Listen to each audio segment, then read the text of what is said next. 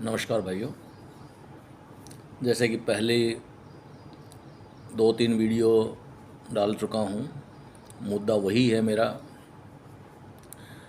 कि हमारे जो बुज़ुर्ग लोग हैं, हमें भी बुज़ुर्ग होना है, सभी के लिए लागू है ये चीज़। जो आज 45 से 50 साल की एज में है उनके ऊपर भी लागू है, और जो सीनियर उसमें जा चुके हैं 60, 65, 70, उनके लिए भी कुछ बातें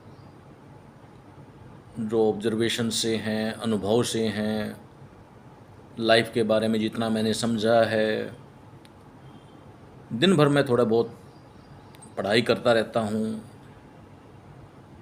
उसमें भी सार निकालने की कोशिश करता हूँ। सामाजिक एक कुरीति जो बनती जा रही है, उन चीज़ों के ऊपर मैं थोड़ा सा रिसर्च करता हूँ कि क्या होना चाहिए, कैसे उन चीज़ों से बचा जा सकता है, कैसे एक कदम आगे चल सकते हैं हम।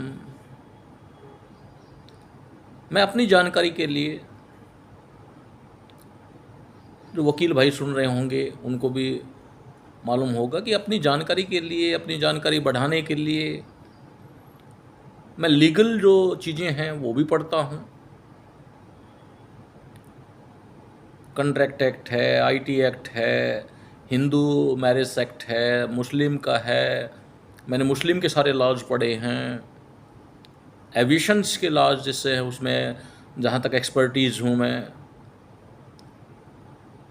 तो मेरा एक चीज़ें क्या हैं, क्या हमारे नियम हैं समाज में, कैसे हमें चलना चाहिए।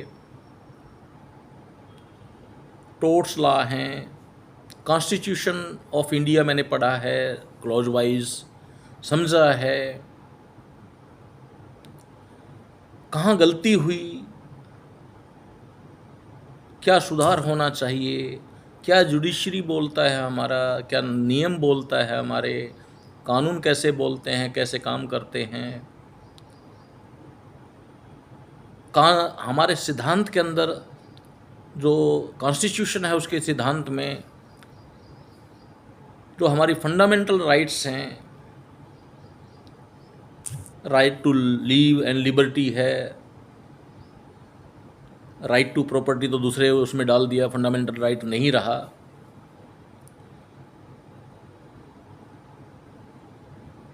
तो कहने का मतलब मेरा ये है कि ऐसे नहीं मैं वीडियो बना देता कि बैठा और वीडियो बना दिया। बहुत रिसर्च करके एक एक महीना उस चीज़ के बारे में चीज़ों को समझ करके, कानूनी पहलू समझ के, सामाजिक पहलू समझ के, तब मैं एक कदम आगे बढ़ाता हूँ कि शायद ये ज्ञान जो है, जिसके पास इतना समय नहीं है पढ़ने का या जिसके पास साधन नहीं है, उन लोगों के पास पहुंच जाए, तो वो मेरी कोशिश होती है। जैसे कॉन्स्टिट्यूशन ऑफ इंडिया है, जहां हमारे फंडामेंटल राइट्स हैं, वो फंडामेंटल राइट्स तो पैदा होते ही और आखिरी सांस तक लागू होते हैं। जो संविधान के आर्टिकल 14 से 32 तक दिए गए हैं, वो फंडामेंटल राइट सभी पे लागू होते हैं। उसमें कास्ट, रेस, रिलीजन, सेक्स,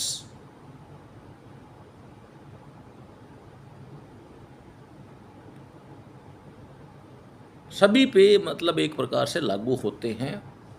उसमें कोई डिस्क्रिमिनेशन नहीं कर सकते, अलग नहीं कर सकते किसी को, तो वो सभी पे लागू होते हैं। अगर फंडामेंटल राइट सभी पे लागू होते हैं, तो right to live and liberty अगर जुडिशरी इसको इंटरप्रेट करे, right to live and liberty को आर्टिकल 19 जो है हमारा, आर्टिकल 19(1)(a), तो उसके अंदर अगर जुडिशरी इसको इंटरप्रेट करे तो इसके अंदर राइट टू इन्फॉर्मेशन भी आ जाता है, राइट टू नो भी आ जाता है, एक्सप्रेशन एंड स्पीच जिसको बोलते हैं, आर्टिकल 19 एक्सप्रेशन स्पीच है मेनली। तो उसके अंदर जो हमारा इंटरप्रिटेशन का अधिकार है वो है हमारी जुडिशरी को। कानून बनाना हमारा लेजिस्लेचर का काम है और जो एग्जीक्यूट करवाना काम है एग्जीक्यूटिव्स का। तो 3 चीज़ें होती हैं हमारी। पहला है जो पार्लियामेंट बोलते हैं या लेजिस्लेचर बोलते हैं, वो कानून बनाते हैं। उस कानून का इंटरप्रिटेशन जुडिशरी करती है और एग्जीक्यूशन जो है वो एग्जीक्यूटिव्स करते हैं। तो मैं जहाँ आ रहा हूँ कि जो फंडामेंटल राइट्स हैं हमारे, एक्सप्रेशन स्पीच है, right to live and liberty है,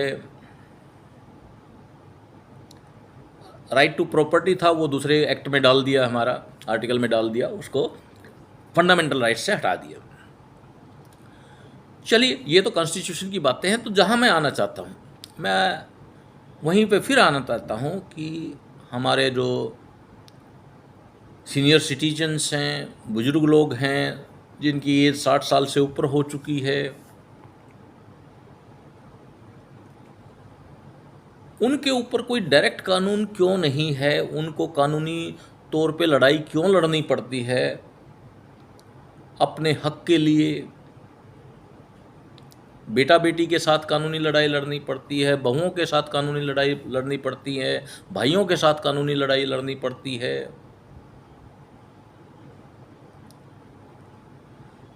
क्या कोई डायरेक्ट कानून हो सकता है इस चीज़ के ऊपर कि जो बुजुर्ग लोग हैं उनकी सिक्योरिटी, सेफ्टी सामाजिक तौर पे गवर्नमेंट निर्धारित करे, जुडिशरी निर्धारित करे, रूल बनाए, उसको इंटरप्रेट इस वे में किया जाए कि अगर बेटा बेटी कहीं भी जाएं, कहीं भी रहें, साथ में रहें, तो जो बुजुर्ग लोग हैं उनकी सिक्योरिटी, सेफ्टी गवर्नमेंट की जिम्मेवारी हो।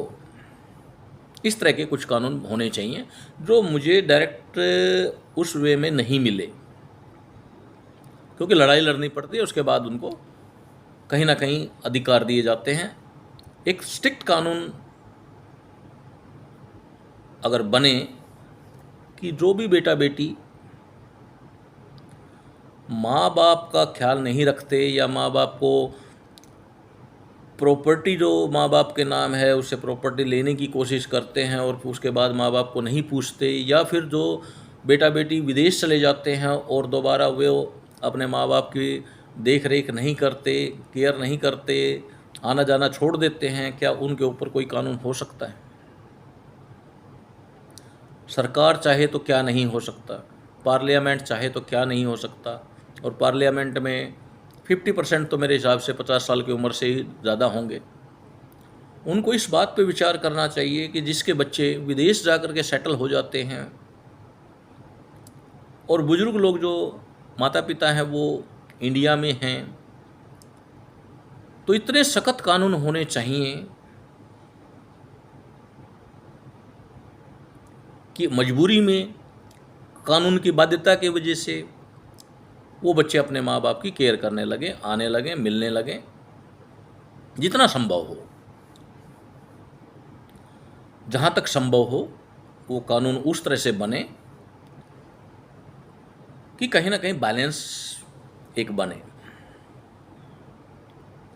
कई समस्याएं हैं, सामाजिक समस्याएं, कानून बनता है, कानून बनने के बाद कई मिसयूज होते हैं, कई बार समाज में बहुत फ़ायदा भी करता है कानून। दोनों पहलू होते हैं। जैसे डावरी का केस है, दहेज का कानून है, कई बार मिसयूज भी होता है। मिसयूज हुआ तो वो पता तो लग जाता है कि मिसयूज किया गया है। तो कानून तो अपनी जगह है, कानून बहुत है। अंग्रेज़ों के समय के सारे कानून देखोगे आप, ये विचार आता है कि हम कानून अपने कब बनाएंगे। मतलब वो कानून जो अंग्रेज़ दे करके गए, ब्रिटिश में बने, वो हमारे ऊपर बहुत सारे कानून लागू हैं। तो गवर्नमेंट से भी प्रार्थना करता हूँ कि ज़्यादा से ज़्यादा पार्लियामेंट में काम हो, ज़्यादा से ज़्यादा असेंबली में काम हो, उन कानूनों को रिव्यू किया जाए, रिवाइज किया जाए और हमारी इंडियन सोसाइटी के हिसाब से उन कानूनों को बनाया जाए।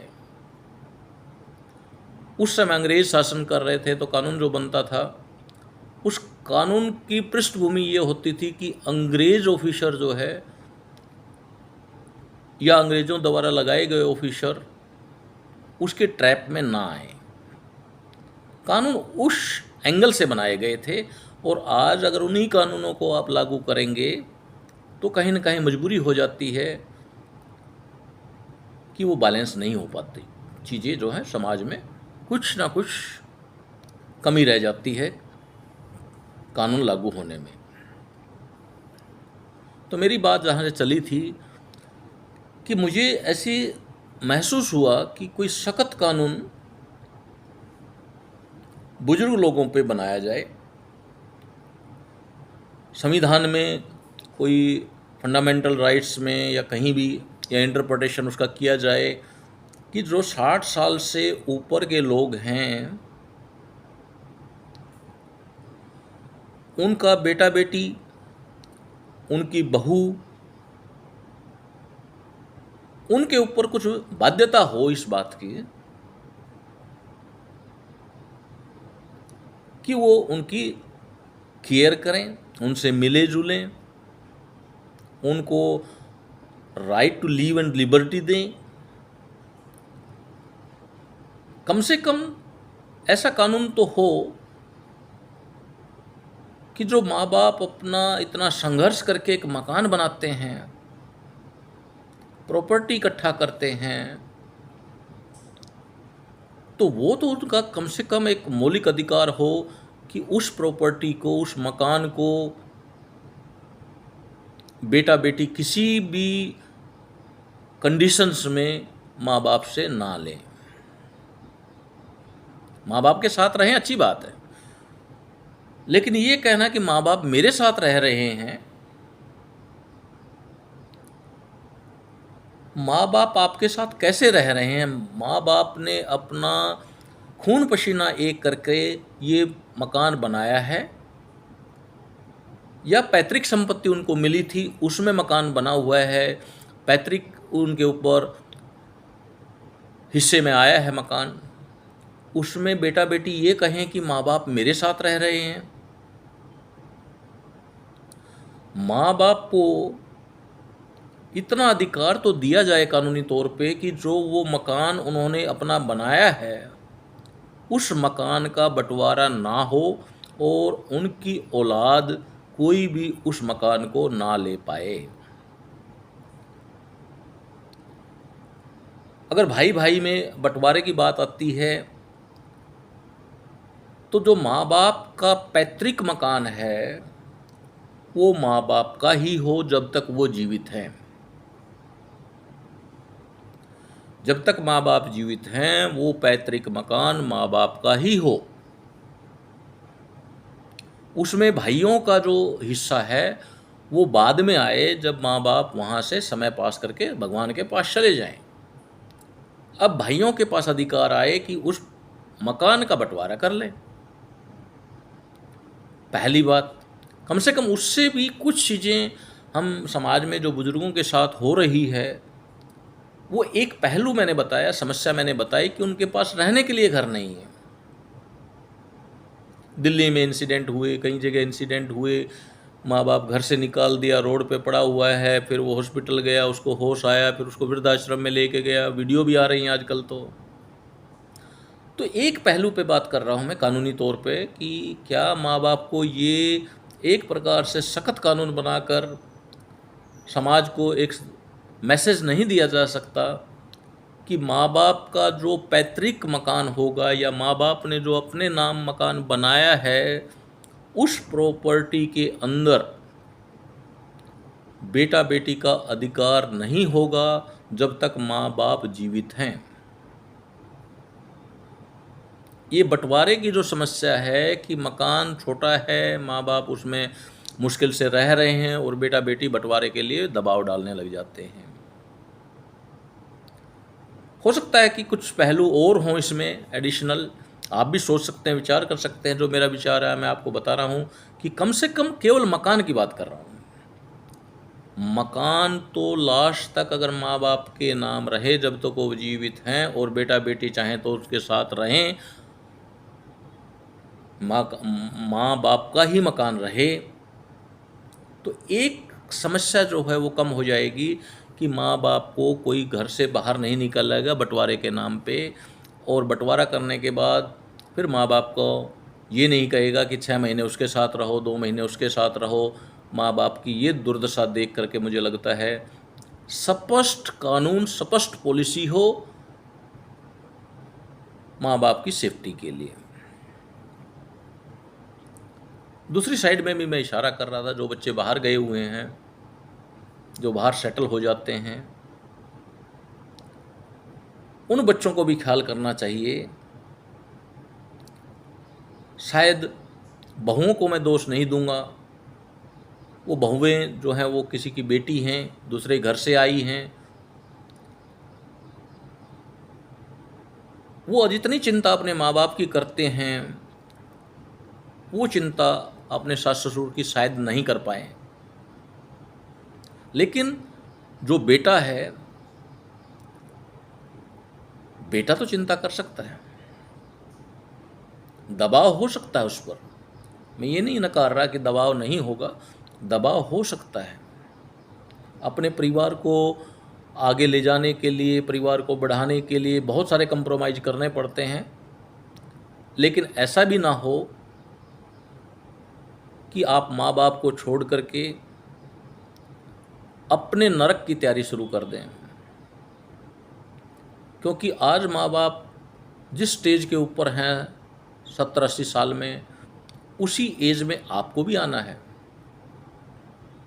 कल वही व्यवहार आपके बच्चे करेंगे आपके साथ, जो व्यवहार आज आप माँ बाप के साथ कर रहे हैं। आपके बेटा बेटी अगर ये देखेंगे कि मेरे पापा, मेरी मम्मी अपने माँ बाप की सेवा कर रहे थे, माँ बाप की बात मान रहे थे, माँ बाप के साथ बैठते थे, सेवा करते थे, उनकी राय लेते थे, तो आपके बच्चे आपसे वैसा ही बिहेव करेंगे। 99% चांस हैं, 1% तो एक्सेप्शनल केसेस होते हैं कि आपकी औलाद, आपके बच्चे भी आपसे वैसा ही व्यवहार करेंगे। जितना बोलने से कोई नहीं सीखता, बेटा बेटी बोलने से, समझाने से नहीं सीखते, लेकिन आपकी जो प्रैक्टिकल चीज़ें हैं उनको देखकर ज़रूर सीखते हैं। ये मैं अपने अनुभव से बता रहा हूँ आपको। आप भाग्यशाली होंगे अगर आप माँ बाप के साथ हैं। तो अगर आप माँ बाप के साथ हैं, माँ बाप के आसपास हैं, माँ बाप की सेवा कर पा रहे हैं, माँ बाप से राय ले पा रहे हैं, माँ बाप के पास बैठ सकते हैं आप, तो आप बहुत बहुत भाग्यशाली हैं। उनसे पूछिए जो दूर दराज के राज्यों में जा कर के नौकरी करते हैं, छोटा सा मकान किराए पर रखते हैं, 2-2, 3-3 बच्चे हैं, छोटी सी नौकरी है, खर्चे हैं। उनका दुर्भाग्य समझिए कि माँ बाप को वो साथ में कैसे रखें। और आप माँ बाप के साथ रह करके भी अपना दुर्भाग्य बनाए हुए हैं। वही बंटवारे के हर टाइम सोचना, हिस्सा मारना, माँ बाप का हिस्सा भी खा लो, भाई का भी हिस्सा खा लो, बड़े भाई का भी हिस्सा खा लो, दूसरे का भी खा लो, जिसका मिल जाए उसका खा लो। तो आप बहुत भाग्यशाली हैं कि अगर माँ बाप के साथ हैं, माँ बाप के पास हैं। तो आप ये समझिए कि आप 50% लड़ाई लड़ चुके हैं अपने बच्चों के प्रति कि माँ बाप की सेवा करेंगे तो आपके 50% चांस तो बन चुके हैं कि बच्चे आपको देख कर ही आपकी सेवा करेंगे। लेकिन जो दूर हैं, बेटा बेटी जो दूर हैं, माँ बाप के साथ नहीं हैं, तो कम से कम उनकी इतनी मेहरबानी तो हो कि 3 महीने में, 6 महीने में विदेश से आएं, उनका अरेंजमेंट करके जाएं, 2 पैसे दे करके जाएं। आसपास का जो सिस्टम बना सकते हैं आप, नौकर है, कुक है, कोई ज़रूरत है उनकी, इमोशनल जो चीज़ें होती हैं, अटैचमेंट। बेटे की बात कर रहा हूँ, बेटा तो आ सकता है, अगर विदेश में भी है तो बेटा तीसरे चौथे महीने, 5वें महीने आ सकता है और अपने पेरेंट्स का आराम से इमोशनल चीज़ें बातें करके कर सकता है। तो ये उतनी बड़ी सामाजिक समस्या नहीं होगी अगर हम इन कम से कम 1-2 पहलू पर बात करें। जैसे मैंने बताया कि पहला है कि उनके मकान का अधिकार उनके पास हो, जब तक वो जीवित हैं उनका मकान उनके पास रहेगा, उसका बंटवारा नहीं होगा। जहाँ तक ज़मीन की बात है, ज़मीन भी उन्हीं के निर्णय के ऊपर हो, वो देना चाहें तो दें, रखना चाहें तो रख लें। क्योंकि औलाद की जिम्मेवारी है अपने को सेटल करना, कमाने लायक बनाना, आगे बढ़ना। केवल माँ बाप की तरफ देखते रहें कि माँ बाप के पास ये है, ये मेरे को मिल जाएगा, ये मेरे को मिल जाएगा, ये मेरे को मिल जाएगा, तो ये कोई सक्सेस रेट नहीं है, ये कोई सफलता का सूचक नहीं है।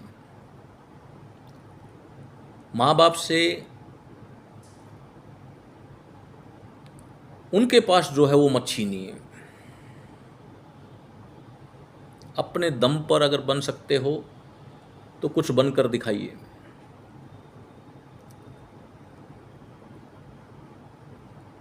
ये बुजुर्ग लोग जो हैं, जो 60 से 80 साल की उम्र में हैं, अगर उनको इस दशा में पाते हैं हम, तो सभी को बुरा लगता है कि वो घर से निकाल दिए गए हैं, या बहू ससुर की पिटाई कर रही है, बेटा माँ बाप की पिटाई कर रहा है, उनको घर से निकाल दिया, घर का बंटवारा हो गया, वो बाहर कहीं रोड पे पड़े हुए हैं, वृद्धाश्रम में पहुँचे हुए हैं। या कई वीडियो देखते हैं हम, भावुक हो जाते हैं उन चीज़ों में कि कार में बैठा के ले गए मम्मी को और कहने लगे कि चलो बाहर घुमा के लाते हैं, और वृद्धाश्रम के सामने छोड़ के वापस भाग आए। और बहुत अच्छे रईस जो धनाढ्य फैमिलीज़ हैं, परिवार हैं, उनके अंदर भी ये समस्या आ चुकी है कि बच्चे जो हैं उनको बहाने से वृद्धाश्रम में छोड़ के आ जाते हैं। और ऐसा नहीं कि कोई अनपढ़ आदमी के साथ होता है, अनपढ़ या गांव के लेवल पे ये समस्या अभी तक नहीं पहुंची है। लेकिन जो नई जनरेशन है, नई जनरेशन जो युवा पीढ़ी अभी आ रही है, उनकी शादी की डेफिनेशन अलग है, उनकी रिलेशन की डेफिनेशन अलग है, उनकी अपनी चॉइस होती है। कोई माँ बाप पीछे नहीं होते, अरेंज मैरिज नहीं होती, लव मैरिज होती है लगभग। कंडीशंस होती हैं उनकी कि मैं माँ बाप की सेवा नहीं करूँगी, मैं माँ बाप को खाना नहीं दूंगी बना के, मैं रसोई का काम नहीं करूँगी, मैं सफाई का काम नहीं करूँगी। अब बेचारा ये प्यार में इतना दीवाना हो जाता है कि इसको वो कंडीशन सारी माननी पड़ती है। तो नई जनरेशन में एक समस्या अलग आई हुई है। जो मेट्रो सिटीज़ हैं, जो हमारे बड़े शहर हैं, वहाँ की तो बात ही मत कीजिए। अगर गांव और छोटे शहर की भी बात करूँ मैं, नज़र फिराइए चारों तरफ और फिर मुझे बताइए कि हैप्पीनेस इंडेक्स क्या है हमारे समाज में आज के समय में। आज से 20 साल पहले गली से निकलते तो हंसी की आवाज़ आती थी हर घर से, हर चौराहे से, हर चौपाल से लोग बैठते थे, हंसते थे, खुश होते थे। आज वो चीज़ें कहीं ना कहीं हम मिसिंग पा रहे हैं। हर घर में समस्या आ गई है, कंपटीशन इतना बन गया है, अपने में संतुष्टि नहीं है, लालच इतना बढ़ा लिया है, कंपटीशन की वजह से मेरा उससे ज़्यादा, उसने इतना कमाया तो मेरा उससे ज़्यादा कमाई होनी चाहिए, उससे ज़्यादा होना चाहिए। नेगेटिव चीज़ें ज़्यादा आने लग गई हैं और उससे हमारा डिप्रेशन ज़्यादा बढ़ रहा है। और वो प्रेशर मैं बुज़ुर्ग लोगों के ऊपर भी देखता हूँ। बुज़ुर्ग लोग उस चीज़ को बता भी नहीं पा रहे, बाहर कह भी नहीं पा रहे, और कहीं ना कहीं ये समाज के लिए अच्छी चीज़ें नहीं हैं।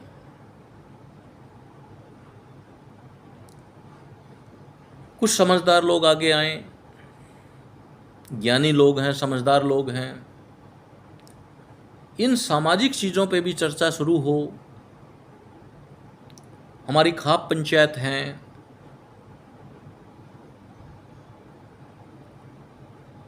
कुछ मुद्दों पर उनको समय टू समय मिलते रहना चाहिए, और सामाजिक मुद्दों के ऊपर भी खाप के नियम हों, सरकार के नियम हों, जुडिशरी के नियम हों, पॉलिसीज़ हों। जैसे महिला अधिकारों पर काम हुआ है, वैसा काम हमारे बुजुर्ग लोगों के अधिकारों पर भी काम होना चाहिए। जैसे महिला थाने बना दिए गए, महिला जजेस बना दी गई, महिला कोर्ट बना दी गई, वैसे ही बुजुर्ग लोगों के ऊपर भी थोड़ी सी सोच हमें ज़्यादा लानी पड़ेगी कि उनके अधिकारों की लड़ाई कौन लड़ेगा।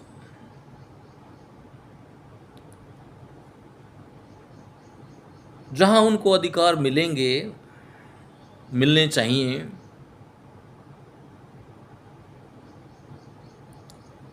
उनकी पीड़ा कौन समझ पाएगा। जब आप देखते हैं कि 65 साल का एक बुजुर्ग दूसरे 65 साल के बुजुर्ग को जब बात बताता है तो उसकी समझ में सही तरीके से आती है कि मेरे ऊपर जो गुजर रही है वही आपके ऊपर गुजर रही है, और वो समझ चाहिए, तभी वो अधिकार दिला पाएंगे उसको। तो कुछ ऐसी चीज़ें हों कि जो हमारे बुजुर्ग लोग हैं उनके अधिकारों की रक्षा हो, और उनको वृद्धाश्रम में ना जाना पड़े, वो आधिकारिक तौर पे अपने घर में रहें, और समाज में कुछ ऐसा परिवर्तन आए कि माँ बाप को उनका अधिकार देने में, उनको जहाँ तक हो सकता है सेवा करने में हिचकिचाहट ना हो। बहुओं को भी सोचना है कि वो भी किसी की बेटी है। जब बहुएं दूसरे घर में जाती है तो सास ससुर को इतना बड़ा दुश्मन क्यों मान लेती हैं, और वही सुबह फ़ोन करके पूछती हैं अपने मम्मी पापा को कि भाभी सेवा कर रही है कि नहीं कर रही है। दोनों तरफ की बात सोचिए कि वही बहू अपने माँ बाप से पूछती है कि मेरी भाभी आपकी सेवा कर रही है कि नहीं कर रही है, और जहाँ वो बहू है वहाँ उसका नियम है कि मुझे सेवा नहीं करनी किसी की भी। और एक समस्या और आ गई है, अभी जो नेक्स्ट पीढ़ी में एक जॉब जो लग जाता है बच्चियों का, और लड़कियां जो है उस लेवल पे पहुंच गई हैं, अच्छे लेवल पे, तो समस्या उनके साथ भी है। सुबह 9 बजे वो कंप्यूटर पे बैठती हैं और 10-10 बजे तक दिन भर प्रेशर रहता है। मानसिक संतुलन जो है उनका ऑलरेडी उस लेवल पे पहुंच जाता है कि सप्ताह के 6 दिन वो केवल कंप्यूटर से ही बात करती है, एक प्रकार से ये लगा लो आप। अब वो बच्ची जो बहू बन के गई है और इस लेवल पे है कि वो बहुत बड़ी पोस्ट पे हो जाए और इतना काम करना पड़े दिन भर, तो उसकी भी मजबूरी है। तो वहाँ भी सास ससुर को, हमारे बुजुर्ग लोगों को ये बात समझनी है कि वो समय हमारा कुछ और था, आज ये नई जनरेशन का जो समय है ये बहुत आगे जा चुका है। हाँ, ये बात माननी पड़ेगी कि हम 100 एकड़ की भी खेती कर लें तो उसमें पर मंथ जितना मिलेगा उससे ज़्यादा ये बच्चे कमा लेते हैं। तो उस वे में भी अगर सिस्टम बन जाए कि सास ससुर भी समझें और बहुएं भी समझें इस बात को, अगर ज़्यादा कमा रही हैं तो ठीक है, काम वाली लगा लो, किसी गरीब को काम मिल जाएगा, खाने वाली लगा लो, खाना बनाने वाली, किसी महिला को काम मिल जाएगा। तो समाज में एक दूसरे के साथ अगर हम ज़्यादा कमा रहे हैं तो एक ऐसा सिस्टम हो कि बुजुर्ग लोगों को भी कष्ट ना हो और बेटा बेटी को भी कष्ट ना हो, क्योंकि ज़्यादा कमा रहे हैं इसलिए 5 आदमी को और काम दे दो। आपके पास अगर देने के लिए परमात्मा ने दिया है तो समाज में ताना बाना इस तरह से चलता है कि आप दूसरों को काम दीजिए। घर में सफाई है, एक आदमी जो है बेरोजगार है वो काम कर सकता है, तो अगर वो सफाई का काम करता है तो सफाई का काम दीजिए उसको, परमात्मा ने आपको बहुत दिया है।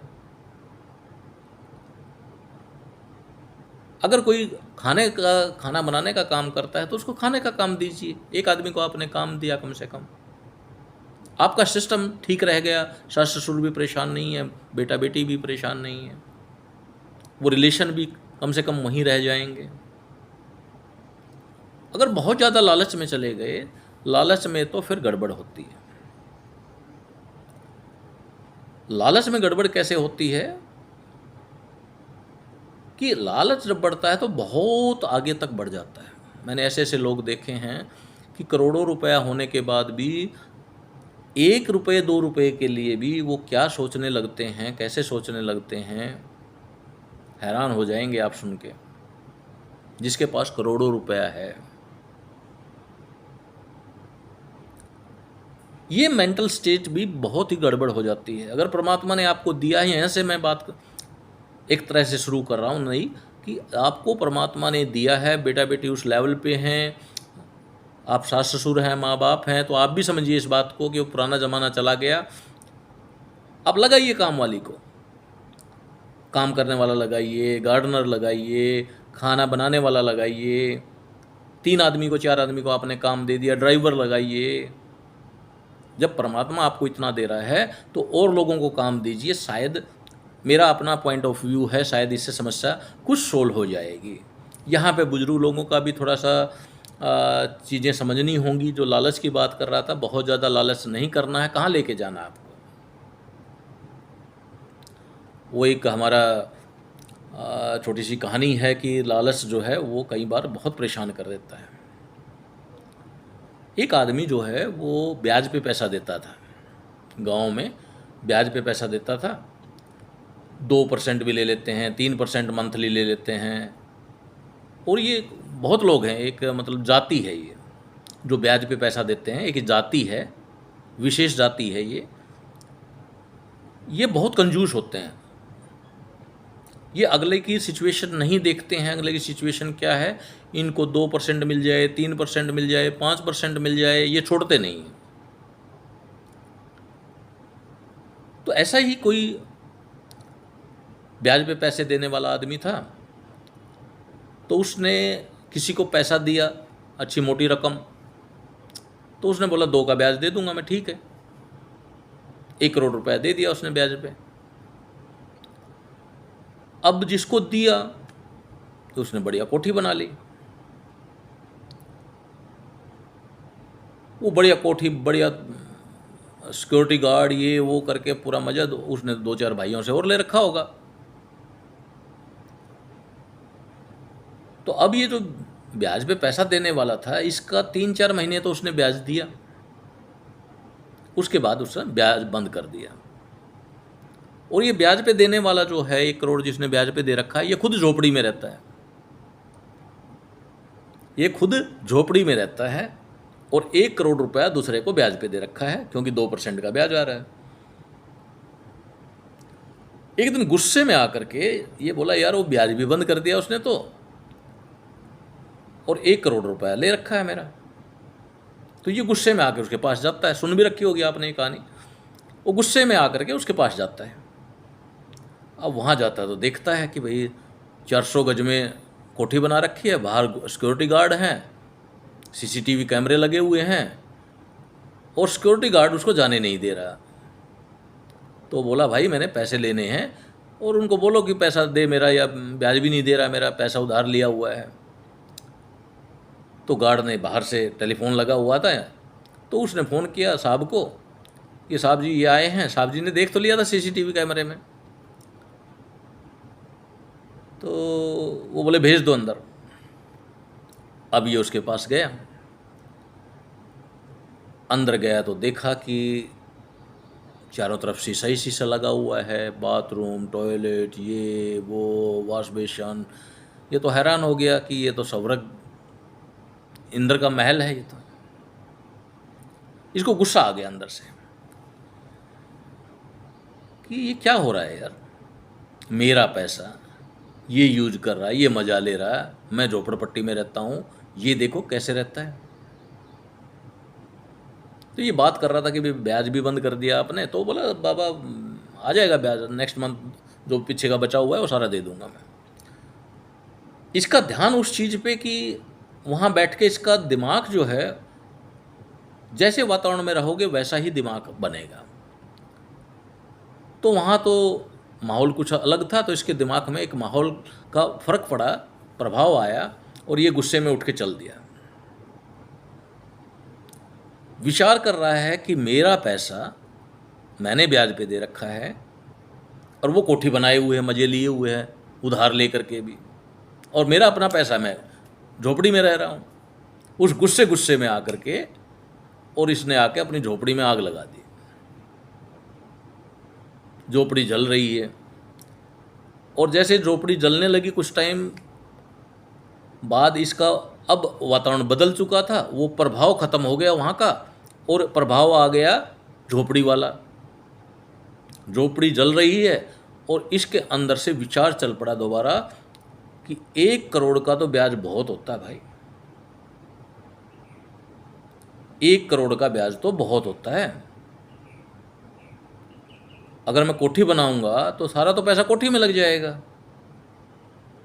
ब्याज कहाँ से आएगा। ये बैठ के रोने लग गया। कोई समझदार आदमी जो है वहाँ से निकला, भाई रो क्यों रहा है। बोलता है ये झोपड़ी जल गई इसलिए रो रहा है क्या। बोला नहीं, झोपड़ी तो मैंने ही जलाई है। बोला फिर रो क्यों रहा है। बोला रो इसलिए रहा हूँ कि गुस्से में मैंने आग तो लगा दी। मैंने सोचा कि मैं अपना महल वैसा ही बनाऊंगा जैसे फलां का महल है, जब उधार लेके वो बना सकता तो मेरे पास तो अपना पैसा है। लेकिन जैसे ही ये आदि जली, उसी में मेरा विचार बदल गया। मुझे लगने लगा कि 1 करोड़ का ब्याज तो बहुत होता है, मकान बनाने से क्या फ़ायदा। तो बात वहीं आकर रुकती है कि इतना भी लालच मत कीजिए। ये ब्याज पे देने वाले लोग जो 2%, 3% पे देते हैं, एक मेरे सामने एग्जाम्पल है, बिल्कुल बर्निंग एग्जाम्पल है। एक भाई ने 50 लाख ब्याज पे दे दिया, वो ब्याज देता भी रहा और ये भाई क्या बोलता रहा कि ऐड कर लो। 3%, 2% का ब्याज 50 लाख में ऐड होता चला गया। ब्याज के ऊपर ब्याज फिर मिले इसको, भाई साहब को घर बैठे। इसके मिल नहीं रहा, लेकिन इसने दे रखा है और इसकी कैलकुलेशन चल रही है कि ब्याज के ऊपर ब्याज मिल रहा है और ब्याज ऐड हो रहा है। अब वो पहुंच गया 80 लाख। जिसके पास दिया हुआ था उसने और किसी से भी लिया होगा, और लोगों से भी लिया होगा ब्याज पे। वो एक दिन इस भाई के पास आया कि भाई ऐसा है, मेरी सिचुएशन हो चुकी है ख़राब, मैंने ब्याज पे बहुत पैसा लिया हुआ है, आप ऐसे करो, मेरे पास एक प्लॉट पड़ा है, वो प्लॉट ले लो, जैसे भी निमट लो, अदरवाइज मेरे लिए सिचुएशन ख़राब हो जाएगी। अब इस भाई को, जब वो लालच की बात मैं कर रहा हूँ, इसको भाई को तो लालच था कि वो ब्याज फिर ऐड होगा, 80 से ये 1 करोड़ पे जाएंगे। इसने बोला नहीं नहीं वो ब्याज लगाते रहना, वो ऐड करते रहना। मिल कुछ नहीं रहा, मैं बता रहा हूँ, पेपर पे काउंट हो रहा है बस।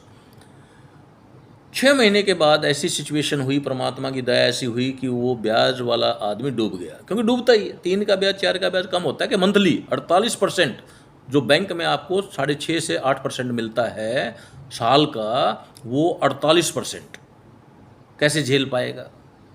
6 महीने के बाद वो आदमी पूरा कर्जे में डूब गया, उसकी ज़मीन बिक गई, उसके प्लॉट बिक गए और सारा खाली, बिल्कुल नील बटा नील। अब इस भाई के पास आया वो, उसने बोला भाई मेरे पास तो कुछ भी नहीं बचा है और अब मैं कुछ नहीं दे सकता, मेरा शरीर बचा हुआ है, जो करना है कर लो। अब वो जो पेपर पे चल रहा था 50 लाख प्लस ब्याज प्लस ब्याज प्लस ब्याज प्लस ब्याज, ब्याज का ब्याज ब्याज का ब्याज, जो 80 लाख और 90 लाख पे गया हुआ था वो खत्म।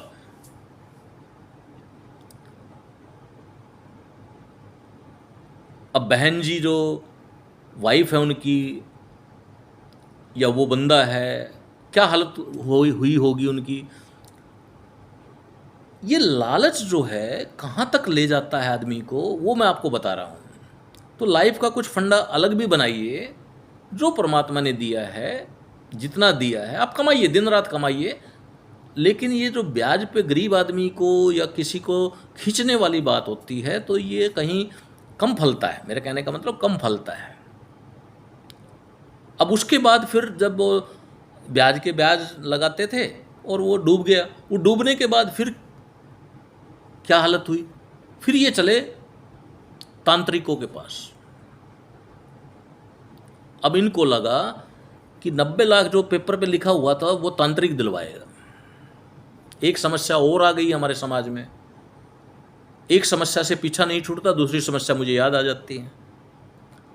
एक तांत्रिक समस्या और आ गई, घर घर में तो तांत्रिक समस्या आ गई भाई, हर घर में तंत्र। हमारे इमोशन तो पहले मर चुके हैं, रिश्ते पहले ही खत्म हो चुके हैं, कोई भावना नहीं एक दूसरे के प्रति, और ये एक तंत्र विद्या और जोर पकड़ रही है समाज में। ऐसे ऐसे कर्म करते हैं ये तांत्रिक, ज़्यादा तो हमारी औरतें ही फंसती हैं इनके चक्कर में। उनको लगता है जो तांत्रिक ने बता दिया और सच बता दिया। वो क्या पुड़िया देता है, मुझे आज तक समझ में नहीं आया कि उस पुड़िया में क्या देता है वो। मुझे तो नहीं, अनपढ़ आदमी हो क्या दे दे, मुझे तो ये डर लगता है। और वो ये जो अनपढ़ता है, जो ब्याज के लालच में या पैसे के लालच में या अपनी संतान को ये हो जाएगा वो हो जाएगा, तांत्रिक आप जानते हैं कहानियाँ, ये किसको क्या खिला दें वो भी नहीं पता। ये तंत्र समस्या एक जो है गहराई समस्या, मैं बता रहा हूँ कि जब ब्याज पे पैसा ले रहे थे आप, कैलकुलेशन कर रहे थे, अगर वो पैसा नहीं मिला, अब लोगों को तांत्रिक क्रिया करवाएंगे आप, वहाँ से पैसा आएगा आपके पास। ये पढ़े लिखों की बात बता रहा हूँ मैं, अनपढ़ की छोड़िए। मेरा 80 लाख 60 लाख 70 लाख निकल आए, इसलिए मैं तंत्र विद्या करूँगा।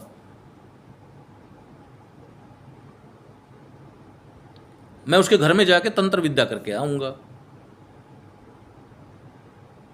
तब मुझे पैसा मिलेगा। अरे मूर्ख आदमी, जब तुझे मिल रहा था उस टाइम तो तुझे लालच आ गया।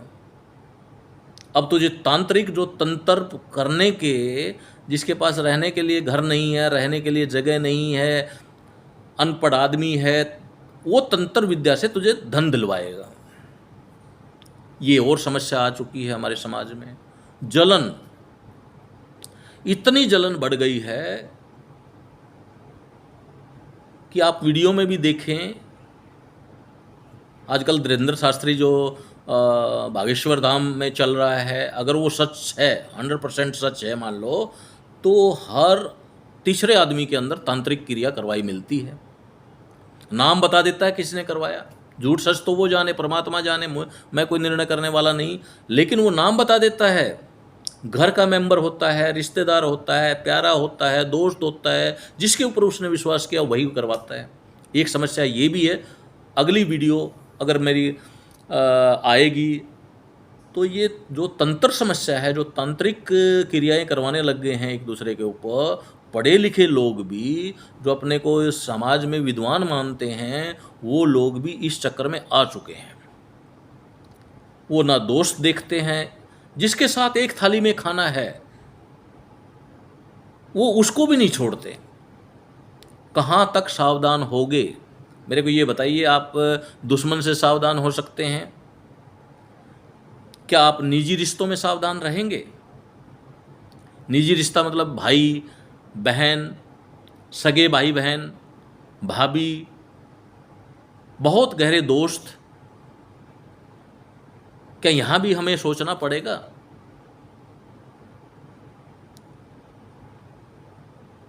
ऐसा ना हो कि हम हर रिश्ते से डरने लग जाएं। समाज में क्या हो रहा है, ये मुझे बात करते करते याद आ गया कि लालच की जब बात थी तो उसके साथ में एक ये तंत्र वाला और जुड़ गया। तंत्र की जो समस्या है, 5 से 7 केस तो मेरे सामने आ चुके हैं। 5 से 7 केस तो मेरे सामने आ चुके हैं जो घर के अंदर